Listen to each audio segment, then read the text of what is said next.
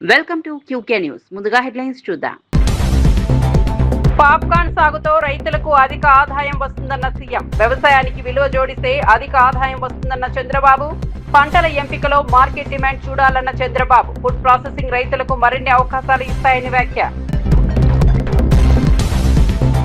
Smart మీటర్లతో పేదల subsidy ఎత్తేయాలని కుట్రన్న కవిత. పేదలక పెద్దలక రేవంత్ సర్కార్ అంటూ కవిత ఫైర్. స్మార్ట్ మీటర్ల నిర్ణయాన్ని ప్రభుత్వం వెనక్కు తీసుకోవాలన్న కవిత. కార్పొరేట్ల కోసం పేదలపై విద్యుత్ భారం మోపుతున్నారన్న కవిత. 30 లక్షల అప్పుతో అమెరికా వెళ్లా కష్టపడి ఎదిగానన్న పెమ్మసాని. ఆర్థిక ఇబ్బందులు ఎదురైనా లక్ష్యాన్ని వదలొద్దన్న పెమ్మసాని. షార్ట్ కట్ కాదు, కష్టమే విజయానికి మార్గమన్న పెమ్మసాని. చదువుతో పాటు వ్యక్తిత్వ వికాసానికి ప్రాధాన్యత ఇవ్వాలని వ్యాఖ్య. ఫీజు బకాయిల విడుదలకు బీజేపీ నిరాహార దీక్ష చేపట్టిందన్న రామచంద్రరావు. విద్యార్థులపై ఆర్థిక భారం మోపొద్దన్న రామచంద్రరావు. ఫీజు రీయింబర్స్మెంట్ బకాయిలు వెంటనే విడుదల చేయాలని వ్యాఖ్య. ఫీజు బకాయిలపై బీజేపీ పోరాటం కొనసాగుతుందని వెల్లడి.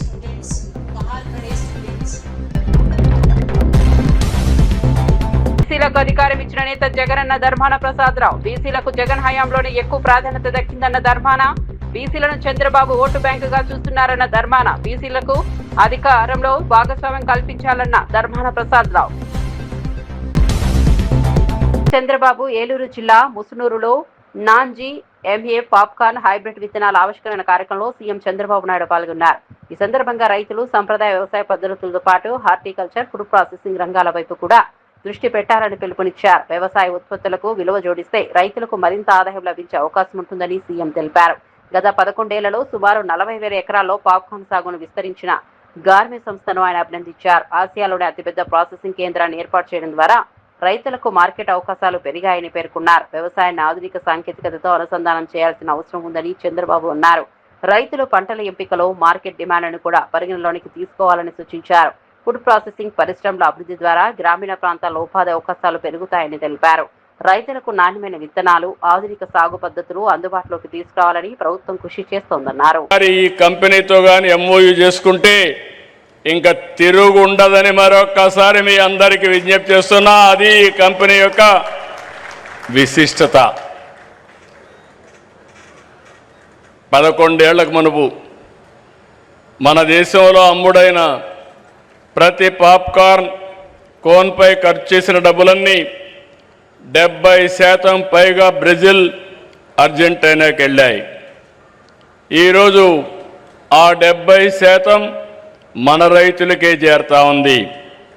ఇప్పటికే మీరు ఒకసారి చూస్తే దేశానికి 125 million American dollars foreign exchange కూడా ఆదా అయింది. 11 ఏళ్లలో పాప్కార్న్ మొక్కజొన్న ఉత్పత్తి వాటా 30% నుంచి 65%కి పెరిగింది. ఇదన్నీ చూసిన తర్వాత నాకు ఏమాత్రం వారు అన్నారు ఇప్పుడు మాట్లాడుతూ ఏషియా మార్కెట్ అంతా క్యాప్చర్ చేస్తామని.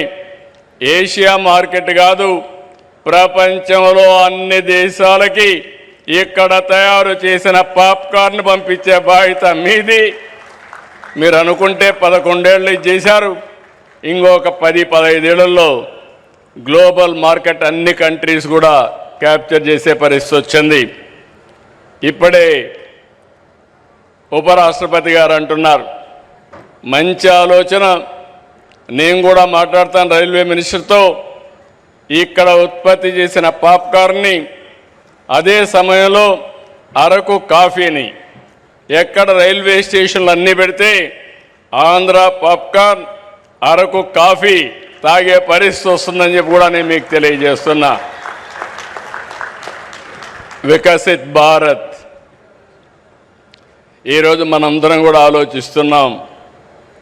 ఈరోజు మీరు ఇక్కడ చూస్తే అరకు కాఫీ కానీ, ఇక్కడ పాప్కార్న్ కానీ, కొండవీటి బొమ్మలు కూడా మీరు చూశారు, ఎద్దల బండి కూడా, ఇవన్నీ స్వదేశీ. ఇది మన ప్రధానమంత్రి కోరుకునే విధానం. తప్పకుండా స్వదేశీ విధానంతో మనం అందరం కూడా స్వయం సమృద్ధి సాధించడమే కాదు, ప్రపంచానికి మనం ఉత్పత్తి చేసిన వస్తువుల్ని ఎగుమతి చేసే రోజు చాలా దగ్గరలో ఉందని చెప్పి కూడా నేను మీకు తెలియజేస్తున్నా. వ్యవసాయంలో అనేక మోడల్స్ రావాలి. ఈ విషయంలో నేను అందరినీ కోరుతున్నా. ఎందుకంటే మీరు ఒకసారి చూస్తే ఎన్డీఏ ప్రభుత్వం అటు కేంద్రంలో ఇటు రాష్ట్రంలో వ్యవసాయాన్ని ఒక జీవనోపాధిగానే చూడడం లేదు. వ్యవసాయాన్ని ఒక ఆర్థిక శక్తిగా, రైతుల్ని ఒక ఆంటర్‌ప్రెన్యూర్‌గా చూడాలనేది మా విధానం. వ్యవసాయ ఉత్పత్తుల్ని ప్రాసెస్ చేసి విలువ జోడిస్తే ఏ విధంగా ఉంటుందో. ఫీజు రీయింబర్స్మెంట్ బకాయిల కోసం బీజేపీ చేపట్టిన నిరాహార దీక్షపై కాంగ్రెస్ తీవ్ర విమర్శలు చేసింది. విద్యార్థుల సమస్యలపై మాట్లాడే నైతిక హక్కు బీజేపీకి ఉందా అని ప్రభుత్వ విప్లో ఆది శ్రీనివాస్, మల్మూరి వెంకట్ ప్రశ్నించారు. నీట్ పేపర్ లీక్ వివాదం సమయంలో విద్యార్థులకు జరిగిన అన్యాయంపై బీజేపీ ఎక్కడ పోరాడిందని వారు నిలదీశారు. దేశ విద్యా వ్యవస్థలో నెలకొన్న సమస్యలకు బీజేపీ కూడా బాధ్యత వహించాలని కాంగ్రెస్ నేతలు ఆరోపించారు. తెలంగాణలో ఫీజు రీయింబర్స్మెంట్ బకాయిలపై ప్రభుత్వం చర్యలు తీసుకుంటోందని, ఈ అంశాన్ని రాజకీయ ప్రయోజనాల కోసం బీజేపీ ఉపయోగించుకుంటోందని విమర్శించారు. అదే సమయంలో సీఎం రేవంత్ రెడ్డి ప్రతిపాదించిన అమెరికా పర్యటనకు అనుమతి ఎందుకు రాలేదో తెలంగాణ బీజేపీ నాయకులు స్పష్టం చేయాలని కాంగ్రెస్ నేతలు డిమాండ్ చేశారు. విద్యార్థుల సమస్యలపై రాజకీయ విమర్శలకు బదులుగా పరిష్కారం కోసం కూడా కలిసి పనిచేయాలని సూచించారు. ఫీజు రీయింబర్స్మెంట్ విషయంలో ప్రభుత్వం విద్యార్థుల ప్రయోజనాలను దృష్టిలో పెట్టుకుని చర్యలు తీసుకుంటోందని తెలిపారు. మీరు ఈ విధంగా అనేక మార్పులు విద్యా విధులు తీసుకొస్తున్నటువంటి రేవంత్ రెడ్డి గారి ఆలోచనకు అనుగుణంగా ముందుకు పోయే క్రమంలో మోకాళ్ళు అడ్డుతున్నది కేంద్ర బీజేపీ ప్రభుత్వం. అమెరికా టూర్ అడ్డుకున్నది బీజేపీ ప్రభుత్వం. దానికి ముందుగా క్షమాపణ చెప్పి ప్రభుత్వం పట్ల మీరు విమర్శ చేస్తే చూస్తూ ఊరుకో. రామచంద్రరావు తెలంగాణలో పెండింగ్ లో ఉన్న విద్యార్థుల ఫీజు రీయింబర్స్మెంట్ బకాయిలను వెంటనే విడుదల చేయాలని డిమాండ్ చేస్తూ బీజేపీ చేపట్టిన నిరాహార దీక్షలో పార్టీ రాష్ట్ర అధ్యక్షుడు రామచంద్రరావు పాల్గొన్నారు. ఫీజుల బకాయి బీజేపీ లడాయి పేరుతో చేపట్టిన ఈ కార్యక్రమంలో పార్టీ నాయకులు, కార్యకర్తలు పాల్గొంటున్నారు. విద్యార్థుల ఫీజు రీయింబర్స్మెంట్ నిధులు విడుదల కాకపోవడంతో ఉన్నత విద్యను కొనసాగిస్తున్న విద్యార్థులు ఇబ్బందులు ఎదుర్కొంటున్నారని బీజేపీ నేతలు తెలిపారు. కళాశాలలకు బకాయిలు చెల్లించకపోవడంతో విద్యార్థులపై అదనపు భారం ఆర్థిక పడుతోందని ఆరోపించారు. ప్రభుత్వం వెంటనే పెండింగ్ నిధులను విడుదల చేసి విద్యార్థులకు న్యాయం చేయాలని రామచంద్రరావు డిమాండ్ చేశారు. విద్యార్థుల భవిష్యత్తును దృష్టిలో ఉంచుకుని ప్రభుత్వం స్పష్టమైన కార్యాచరణ ప్రకటించాలని కోరారు. ఫీజు రీయింబర్స్మెంట్ పథకం ద్వారా పేద, మధ్యతరగతి కుటుంబాల విద్యార్థులకు ఉన్నత విద్య అందుబాటులోకి వస్తుందని చెప్పారు.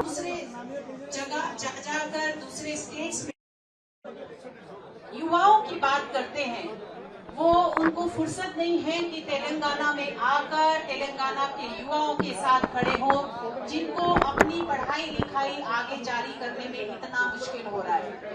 केसीआर की जब सरकार थी यहाँ पर, तो उसको बदलाव करके यहाँ के लोगों ने सोचा कि शायद कांग्रेस कुछ कर पाए बदलाव, लेकिन उस समय जो 6,000 करोड़ उन्होंने जो स्टूडेंट्स के पैसे देने के लिए फीस का रियम्बर्समेंट करना था, आज वो 12,000 करोड़ बन गया है।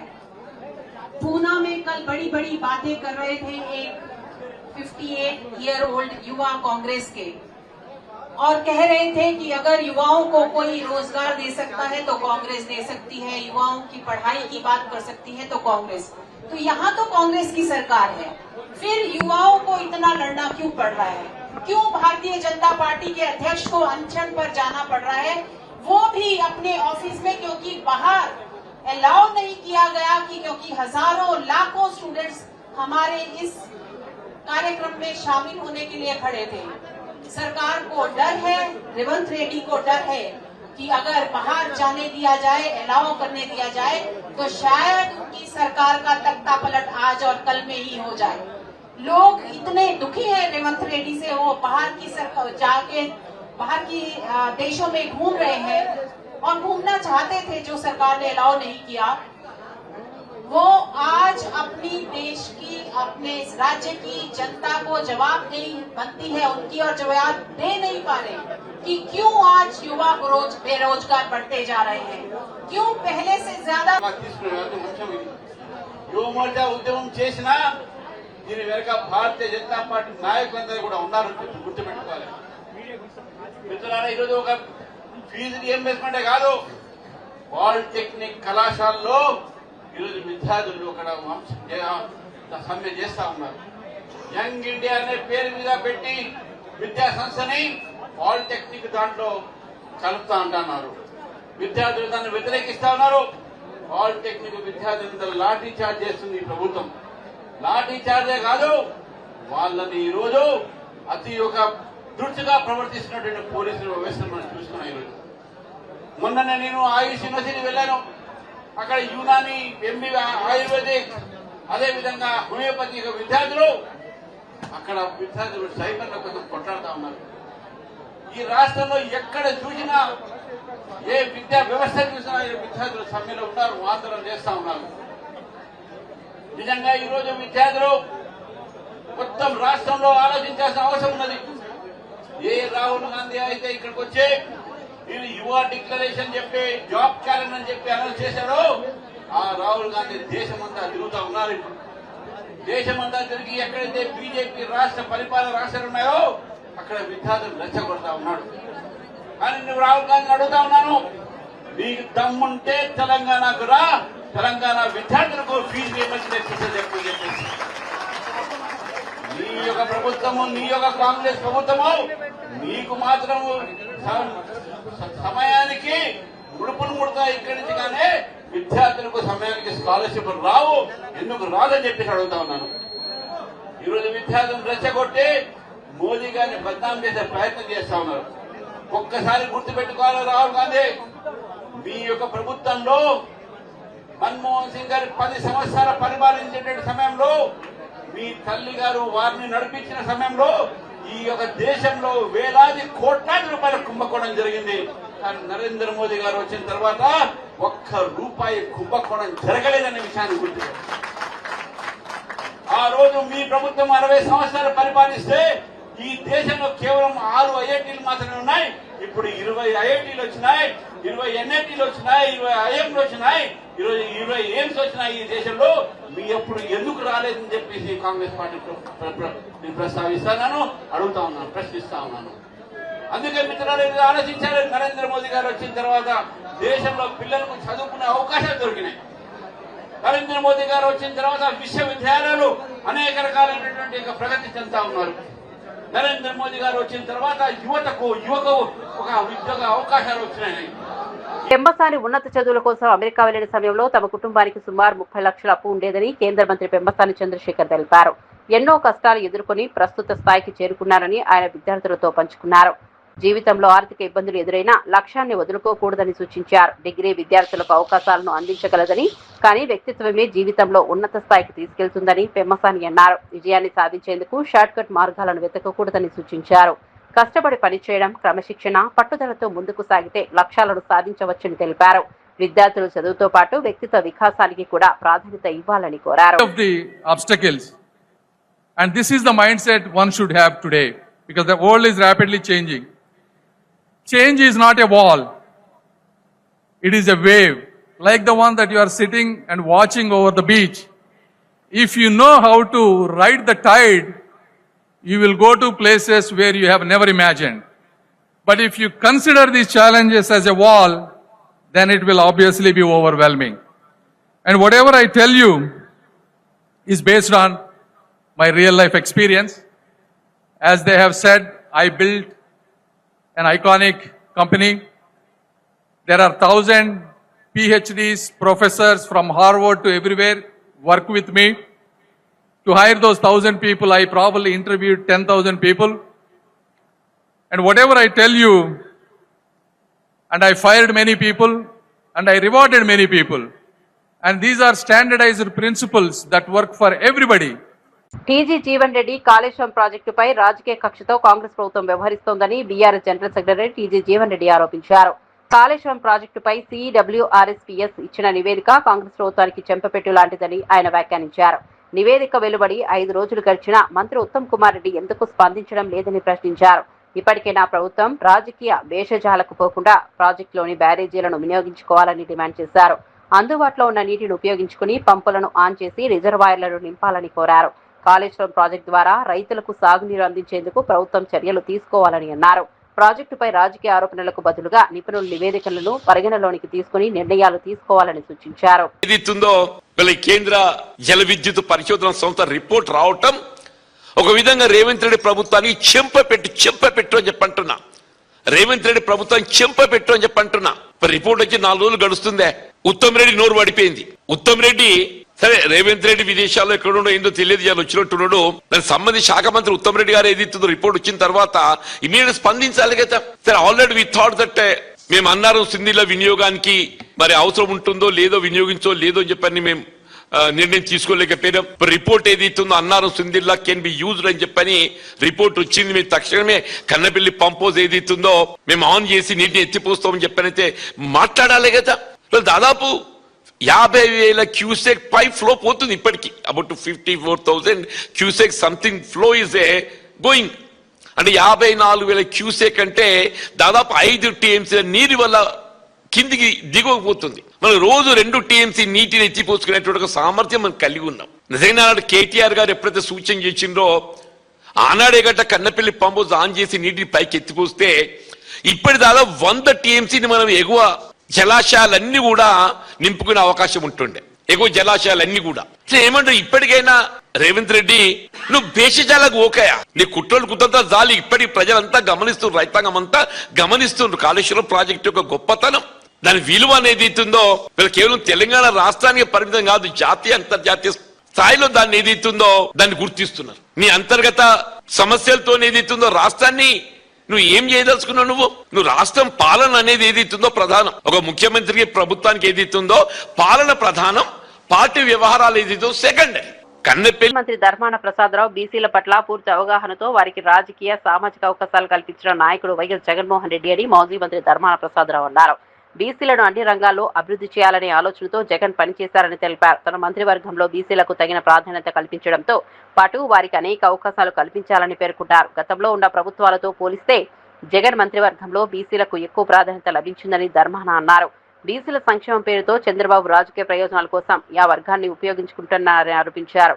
బీసీలకు వాస్తవంగా కల్పించిన ప్రయోజనాలు మాత్రం చాలా తక్కువగా ఉన్నాయని విమర్శించారు. సామాజిక న్యాయం అంటే కేవలం మాటల్లో చెప్పడం కాకుండా అధికారంలో భాగస్వామ్యం కల్పించడమేనని అన్నారు. సమావేశం ఏర్పాటు చేయడం జరిగింది. అత్యున్నతమైన బ్యాక్వర్డ్ క్లాస్ సమావేశం ఇది. మన రాష్ట్ర పరిస్థితులు చూస్తే 76, 77 వరకు మనకు బ్యాక్వర్డ్ క్లాసెస్ రిజర్వేషన్స్ అనేవి లేవు. దేశంలో కాన్స్టిట్యూషనల్ అమెండ్మెంట్ చేసి 52 తర్వాత ఒక కమిషన్ ఏర్పాటు చేసి 55లో ఫస్ట్ కమిషన్ రిపోర్ట్ దేశవ్యాప్తంగా వచ్చినా ఆ చట్టంలో రాష్ట్రాలు బీసీ కమిషన్స్ ఏర్పాటు చేసుకోమని వర్గాలను గుర్తించమని ఆ సవరణ మనకి అధికారం ఇచ్చిన ఆంధ్రప్రదేశ్లో 53 నుంచి 76 వరకు ఎన్నో ఒడిదుడుకులలోనే ఆఖరికి 76, 77 వరకు అసలు రిజర్వేషన్సే బ్యాక్వర్డ్ క్లాస్కి అమలు కాలే. అంటే దేశంలో ఇతర రాష్ట్రాల్లో బ్యాక్వర్డ్ క్లాసెస్ పొందినటువంటి ప్రయోజనాలు కూడా ఈ రాష్ట్రంలో బ్యాక్వర్డ్ క్లాసెస్ పొందలే. అప్పుడే ఇంకో 10 సంవత్సరాల ముందు వచ్చి ఉంటే మరొక తరంలో చాలామంది ఇంకా స్థిరపడి ఉండేవాళ్ళు. సరే, అది అయిపోయింది. ఆ తర్వాత వచ్చినటువంటి ప్రభుత్వాలు మీరు చూస్తే రాజీవ్ తన కుమారుడని మేఘనను కూడా కూతురు కంటే ఎక్కువగా చూసుకున్నామని కుటుంబ సభ్యుడు తెలిపారు. తన బాధ్యతగా రాజీవ్ కు ఘనంగా వివాహం చేశామని చెప్పారు. పెళ్లి అనంతరం రాజీవ్ మేఘన మధ్య భేదాభిప్రాయాలు ఏర్పడ్డాయని వారిద్దరూ కలిసి ఉండాలని కుటుంబ సభ్యులంతా కోరుకున్నామని వివరించారు. ఇద్దరి మధ్య సఖ్యత కోసం పలుమార్లు ప్రయత్నాలు చేసినప్పటికీ మనస్పర్ధలు పెరిగాయని తెలిపారు. చివరకు రాజు విడాకుల కోసం కోర్టును ఆశ్రయించాల్సి వచ్చిందని చెప్పారు. మరోవైపు మేఘన ఇచ్చిన ఫిర్యాదులో మత మార్పిడికి సంబంధించిన అంశాలను ప్రస్తావించడం కుటుంబానికి తీవ్ర మానసిక వేదన కలిగించిందని అన్నారు. తాము తిరుమల వెంకన్న స్వామిని, శ్రీశైలం మల్లలను, విజయవాడ కనకదుర్గమును దర్శించుకునే కుటుంబమని వివరించారు.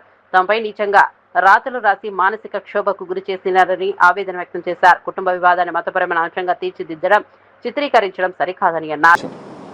మేము మా కుటుంబం చక్కగా గౌరవించడం, చక్కగా సొంత కూతురులాగా నేను కానీ నా భార్య చూసుకున్నాం. ఈ పరిస్థితుల్లో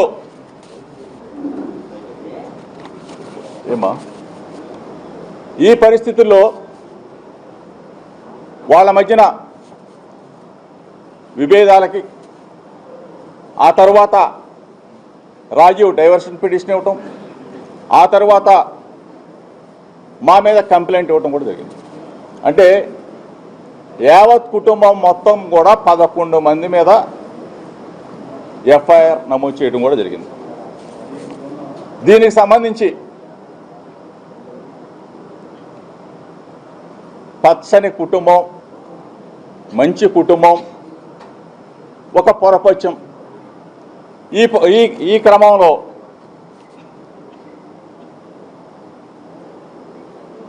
కొంతమంది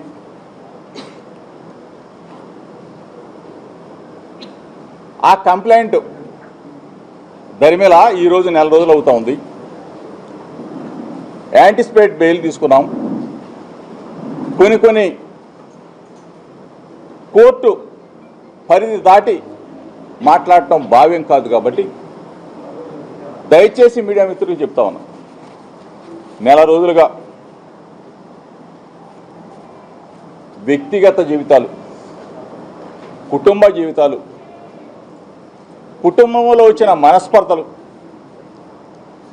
ఇద్దరి జీవితాలు అంటే రాజీవ్ మేఘనా సంబంధించిన విషయాలని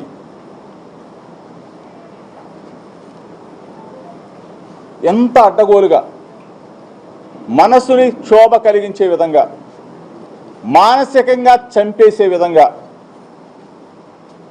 కొన్ని, అందరినీ అంటలా దయచేసి, కొన్ని మీడియా ఛానల్స్, కొన్ని పనిగట్టుకొని యూట్యూబ్ ఛానల్స్ నెల రోజుల పాటు మా కుటుంబం మీద విజయసాయి హిందూ మతాన్ని కించపరిచే చర్యలను అడ్డుకుంటారని మాజీ ఎంపీ విజయసాయిరెడ్డి స్పష్టం చేశారు.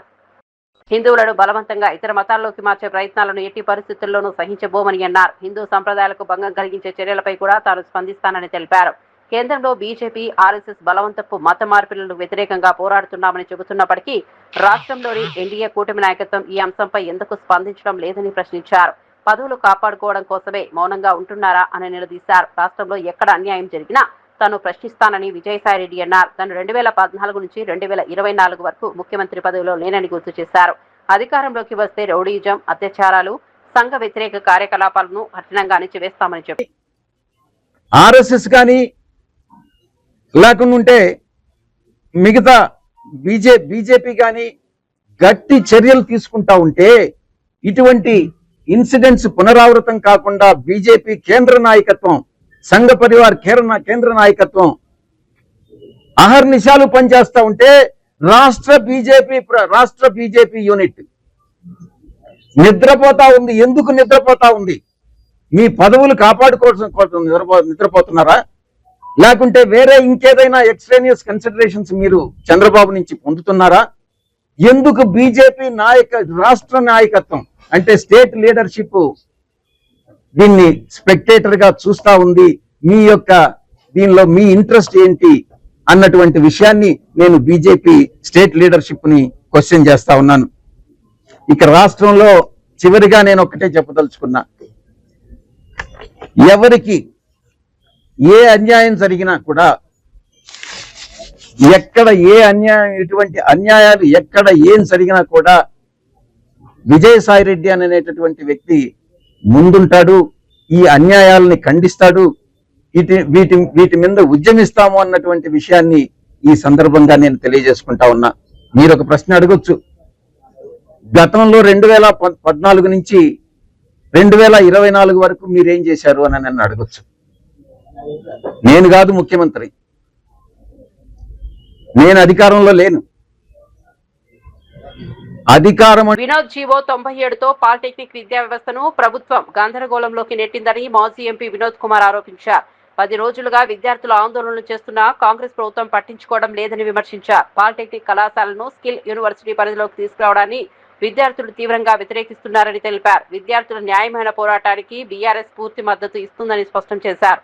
స్కిల్ యూనివర్సిటీకి సంబంధించిన చట్టంలో అది ప్రధానంగా డిగ్రీలు అందించడానికి మాత్రమే పరిమితమైందని పేర్కొన్నారు. ప్రస్తుతం స్కిల్ యూనివర్సిటీకి ఏఐసిటిఈ గుర్తింపు కూడా లేదని ఆరోపించారు. అలాంటి పరిస్థితుల్లో పాలిటెక్నిక్ విద్యార్థుల భవిష్యత్తుపై ప్రభుత్వం తీసుకుంటున్న నిర్ణయాలు ఆందోళన కలిగిస్తున్నాయని అన్నారు. విద్యార్థులు పాలిటెక్నిక్ పూర్తి చేసిన తర్వాత ఉన్నత విద్యకు వెళ్లేందుకు ఉన్న మార్గాలను ప్రభుత్వం కాపాడాలని డిమాండ్ చేశారు. ఆ డిపార్ట్మెంట్ ని నామకరణం చేశారు, అంటే రీనేమ్ చేశారు. ఉన్న పేరుని మార్చేసి ఈ పేరు పెట్టారు. పెట్టి దీన్ని మరి డిపార్ట్మెంట్ ఆఫ్ లేబరు ఎడ్యుకేషన్ కాకుండా యంగ్ ఇండియా స్కిల్స్ యూనివర్సిటీ ఏదైతే YSU మన ముఖ్యమంత్రి రేవంత్ రెడ్డి గారి మదిలో ఉన్నటువంటి ఆలోచన ఒక స్కిల్ యూనివర్సిటీ పెట్టాలని. మంచిదే, పెట్టడంలో తప్పేం లేదు. అది దాదాపు 2 సంవత్సరాల పెట్టి కూడా దానికి ఇవి అఫిలియేట్ చేశాడు. Number 2nd point. 3rd point ఏం చేశాడు? All industrial training institutes ITIs ఉన్నాయి, అడ్వాన్స్ టెక్నాలజీ సెంటర్స్ ATCs, వీటన్నిటిని కూడా ఈ స్కిల్ యూనివర్సిటీకి అఫిలియేట్ చేశాడు. తర్వాత 4th point, all polytechnic colleges shall be brought under Young India skills University framework and ecosystem అన్నాడు. ఈ 4th పాయింట్ మాత్రమే ఈ విద్యార్థులందరూ కూడా ఆబ్జెక్ట్ చేస్తున్నారు. ఈ 3 నువ్వు ఐటీఎస్ ని, అడ్వాన్స్ స్కిల్ సెంటర్స్ ని స్కిల్ యూనివర్సిటీకి పరిధిలో తెచ్చుకున్నా మాకేం అభ్యంతరం లేదు. కానీ మా పాలిటెక్నిక్ కాలేజెస్ ని మీరు ఈ స్కిల్ యూనివర్సిటీకి అఫిలియేషన్ చేయడం కరెక్ట్ కాదు అనేది వాళ్ళ అభిప్రాయం. గత 10 రోజుల నుంచి పెద్ద ఎత్తున నిరసనలు తెలియజేస్తున్నారు. అయితే ఒక బాధ్యతాయుతమైనటువంటి ఒక రాజకీయ పార్టీ తరఫున, మా పార్టీ బీఆర్ఎస్ తరఫున మేము కొంచెం దీన్ని క్షుణ్ణంగా లోతుగా మేము ఆలోచన చేయడం జరిగింది. ఈ జీవో మొత్తంలో మళ్ళీ ఏం చెప్తాడు, young India skills university act 2024ను, తెలంగాణ ఎడ్యుకేషన్ యాక్ట్ 1982, ఈ రెండింటినీ కూడా ఏమైనా అమెండ్మెంట్ చేయాలన్నా లేదా కొత్త చట్టాలు తీసుకురావాలన్నా మీరు ఆలోచన చేయమని చెప్పి చీఫ్ సెక్రటరీ గారు ఇచ్చినటువంటి జీవో ఇది. స్కిల్ యూనివర్సిటీ అంటే ఏంది అనేది మళ్ళీ లోతుగా నేను పరిశీలించడం జరిగింది. గెజిట్ పబ్లికేషన్ ఎప్పుడు వచ్చింది? ఇది ఆగస్ట్ 14, అంటే ఖచ్చితంగా 2 సంవత్సరాల క్రితం, 2024 ఆగస్ట్ 14 నాడు 2 సంవత్సరాల క్రితము స్కిల్ యూనివర్సిటీ మన రాష్ట్ర శాసనసభ చట్టం ద్వారా ఏర్పడ్డది. ఈ స్కిల్ యూనివర్సిటీ మొత్తం గెజిట్ మొత్తం ఈ జీవోస్ అన్ని ఈ చట్టంలో ఉన్నటువంటి అవన్నీ కూడా చూడడం జరిగింది. అయితే ఈ స్కిల్ యూనివర్సిటీ చట్టం బానే ఉంది, కానీ ఈ యూనివర్సిటీకి కేంద్ర ప్రభుత్వం యూజీసీ తెలంగాణలో గృహ విద్యుత్ కనెక్షన్లను స్మార్ట్ మీటర్లు ఏర్పాటు చేయాలన్న ప్రభుత్వ నిర్ణయాన్ని తెలంగాణ రక్షణ సేన చీఫ్ కవిత తీవ్రంగా వ్యతిరేకించారు. రేవంత్ రెడ్డి ప్రభుత్వం పేదల పక్షాన కాకుండా పెద్దల పక్షాన వ్యవహరిస్తోందని ఆరోపించారు. కార్పొరేట్ సంస్థలతో కుమ్మక్కై స్మార్ట్ మీటర్ల పేరుతో పేదలకు అందుతున్న విద్యుత్ సబ్సిడీలను ఎత్తివేసే కుట్ర జరుగుతోందని విమర్శించారు. కేంద్ర ప్రభుత్వం తీసుకొస్తున్న విధానాలను రాష్ట్ర ప్రభుత్వం ప్రశ్నించకుండా సమర్థిస్తోందని కవిత ఆరోపించారు. అదాని వంటి కార్పొరేట్ సంస్థలకు ప్రయోజనం చేకూర్చేలా నిర్ణయాలు తీసుకుంటున్నారని ఆమె విమర్శించారు. గృహ విద్యుత్ వినియోగదారులపై స్మార్ట్ మీటర్ల భారం మోపడం వల్ల భవిష్యత్తులో పేద మధ్యతరగతి కుటుంబాలపై అదనపు ఆర్థిక భారం పడే అవకాశం ఉందని పేర్కొన్నారు. విద్యుత్ రంగంలో సంస్కరణల పేరుతో ప్రజలకు అందుతున్న సబ్సిడీలను తొలగించే ప్రయత్నాలను అడ్డుకోవాలని ఆమె డిమాండ్ చేశారు. ఆటోమేటిక్ గా రీడింగ్ వస్తుంది, స్మార్ట్ మీటరే ఇప్పుడు కూడా ఉన్నది. కానీ ఇప్పుడు వీళ్ళు ప్రపోజ్ చేసేటటువంటి కొత్త మీటర్ ఏంటంటే, ఏదైతే రైతులు ఢిల్లీ సింగ్ బార్డర్ దగ్గర ఉద్యమం చేస్తే నల్ల చట్టాలు తొలగించిండ్రో, ఆ నల్ల చట్టాల్లో భాగంగా అదాని వాళ్ళ కంపెనీకి సంబంధించి మీటర్లు ఏవైతే వ్యవసాయానికి పెట్టాలనుకున్నారో, ఇప్పుడు కొత్తగా కేంద్ర ప్రభుత్వం ఒక కొత్త పథకం తీసుకొచ్చింది. దాన్ని రాష్ట్ర ప్రభుత్వం సంతకం పెట్టి ఒప్పుకొని ఇవాళ కొత్త స్మార్ట్ మీటర్లు పెట్టాలనుకుంటుంది. మరి కొత్త స్మార్ట్ మీటర్లు పెడితే నష్టమేంది అంటే, ఇవి మన సెల్ ఫోన్ ఎట్లయితే మనం మొదలే ఒక 1000 రూపాయలు, 500, 100 రూపాయలు పెట్టి ప్రీపెయిడ్ ఎట్లా చేసుకుంటామో అట్లా ప్రీపెయిడ్ స్మార్ట్ మీటర్లు పెట్టాలనుకుంటున్నారు. సరే, మొన్న మనందరం కూడా ఈఆర్సీలో గొడవ చేస్తే వ్యవసాయానికి పెట్టమని చెప్పిండ్రు. కానీ ఇప్పుడు మళ్ళీ మొత్తం పబ్లిక్ కి పెట్టాలి, ప్రతి ఇంటికి కూడా స్మార్ట్ మీటర్ పెట్టాలి అనే ఒక ప్లాన్ చేస్తా ఉన్నారు. దీనివల్ల నష్టమేంది? ఆల్రెడీ ఉత్తరప్రదేశ్లో ఈ ఎక్స్పెరిమెంట్ అయితే మొత్తం ప్రతి ఇంట్లోంచి మీటర్లు బిక్కొచ్చి ఎలక్ట్రిసిటీ ఆఫీసులలో మీటర్లు వేసి వెళ్ళిపోతున్నటువంటి పరిస్థితి ఉన్నది. మన దగ్గర కూడా క్రితం ప్రభుత్వంలో తెలంగాణలో గవర్నమెంట్ ఆఫీసుల్లో ఈ ప్రీపెయిడ్ స్మార్ట్ మీటర్ పెడితే సడన్ గా అర్ధరాత్రి లేకపోతే ఏ టెలికాన్ఫరెన్స్ అవుతున్నప్పుడు కరెంట్ పోతుంది. ఎందుకంటే 100 రూపాయలకు మీరు ఛార్జ్ చేస్తే 100 రూపాయల యూనిట్స్ రాగానే ఆ కరెంట్ ఆగిపోవడం అనేది జరుగుతుంది. సో పాప్కార్న్ సాగుతో రైతులకు అధిక ఆదాయం వస్తుందన్న సీఎం. వ్యవసాయానికి విలువ జోడిస్తే అధిక ఆదాయం వస్తుందన్న చంద్రబాబు. పంటల ఎంపికలో మార్కెట్ డిమాండ్ చూడాలన్న చంద్రబాబు. ఫుడ్ ప్రాసెసింగ్ రైతులకు మరిన్ని అవకాశాలు ఇస్తాయని వ్యాఖ్య. స్మార్ట్ మీటర్లతో పేదల సబ్సిడీ ఎత్తేయాలని కుట్రన్న కవిత. పేదలక పెద్దలక రేవంత్ సర్కార్ అంటూ కవిత ఫైర్. స్మార్ట్ మీటర్ల నిర్ణయాన్ని ప్రభుత్వం వెనక్కు తీసుకోవాలన్న కవిత. కార్పొరేట్ల కోసం పేదలపై విద్యుత్ భారం మోపుతున్నారన్న కవిత. 30 లక్షల అప్పుతో అమెరికా వెళ్లా కష్టపడి ఎదిగానన్న పెమ్మసాని. ఆర్థిక ఇబ్బందులు ఎదురైనా లక్ష్యాన్ని వదలొద్దన్న పెమ్మసాని. షార్ట్ కట్ కాదు, కష్టమే విజయానికి మార్గమన్న పెమ్మసాని. చదువుతో పాటు వ్యక్తిత్వ వికాసానికి ప్రాధాన్యత ఇవ్వాలని వ్యాఖ్య. ఫీజు బకాయిల విడుదలకు బీజేపీ నిరాహార దీక్ష చేపట్టిందన్న రామచంద్రరావు. విద్యార్థులపై ఆర్థిక భారం మోపొద్దన్న రామచంద్రరావు. ఫీజు రీయింబర్స్మెంట్ బకాయిలు వెంటనే విడుదల చేయాలని వ్యాఖ్య. ఫీజు బకాయిలపై బీజేపీ పోరాటం కొనసాగుతుందని వెల్లడి.